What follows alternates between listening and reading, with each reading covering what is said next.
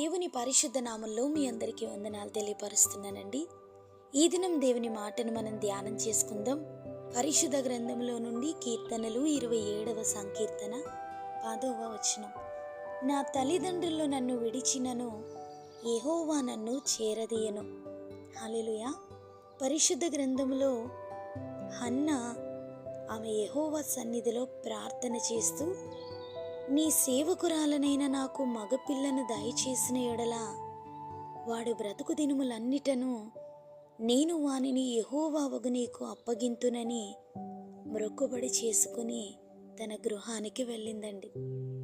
దేవుడు ఆమెను జ్ఞాపకం చేసుకొనగా హన్నా గర్భము ధరించి ఒక కుమారునికి జన్మనిచ్చి ఆ బిడ్డకు పాలు మాన్పించిన తరువాత అతడు ఇంకా చిన్నవాడై ఉండగా ఆమె ఆ బాలుణ్ణి ఎత్తుకొని షిలోహిలోని మందిరములోనికి వచ్చి యాజకుడైన ఏలీతో, నేను ఆ బిడ్డని యెహోవాకు ప్రతిష్ఠించుచున్నాను, తాను బ్రతుకు దినములన్నిటను వాడు యెహోవాకు ప్రతిష్ఠితుడని చెప్పి మందిరములో ఆమె సమూయేలును విడిచిపెట్టి వెళ్ళిపోయిందండి.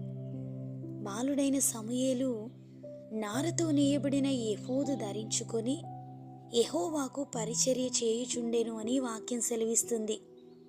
సమూయేలు యెహోవా సన్నిధి ఉండి ఎదుగుచుండెను అని 1 సమూయేలు 2వ అధ్యాయము 21వ వచనం సెలవిస్తుంది. తల్లిదండ్రులు విడిచిన దేవుడు సమూయేలును చేరదీసి కాపాడుచున్న దేవుడు. ఆ దినాలలో యెహోవా వాక్కు ప్రత్యక్షము కానటువంటి దినాలలో సమూయేలు దేవుని మందసమున్న యెహోవా మందిరములో పండుకొని ఉండెను. దేవుడు సమూయేలును పిలిచి సమూయేలుతో మాట్లాడుతూ జరగబోవు విషయాలను గూర్చి సమూయేలునకు బయలుపరుస్తున్నారు. ఒక ఉన్నతమైన స్థాయిలో దేవుడు సమూయేలు గారిని ఉంచాడు. కుటుంబంలో తల్లిదండ్రులను కోల్పోయిన ప్రతి ఒక్కరూ ఆదరణ లేక కృంగిపోతుంటారు, నిరుత్సాహంలోనికి వెళ్ళిపోతుంటారు. మా తల్లిదండ్రులు ఉంటే మేము గొప్పగా ఉండేవారమేమో అని అనుకుంటుంటారు. అయితే యెషయా గ్రంథము 9వ అధ్యాయము 6వ వచనములో నిత్యుడకు తండ్రి అని ఆయనను గూర్చి వాక్యం సెలవిస్తుందండి. సమూయేలు తల్లిదండ్రులు విడిచినప్పుడు దేవుడు సమూయేలు గారిని చేరదీశారు. కోల్పోయిన తల్లిదండ్రులను బట్టి దుఃఖించుట కంటే కూడా నిత్యము మనల్ని నడిపించే ఆ దేవుని వైపు చూడగలిగితే మన జీవితాలు స్థిరపరచబడతాయి. నేటి దిన మన ధ్యానాంశంలో ప్రభు మనల్ని చేరదీసేవారిగా ఉన్నారు.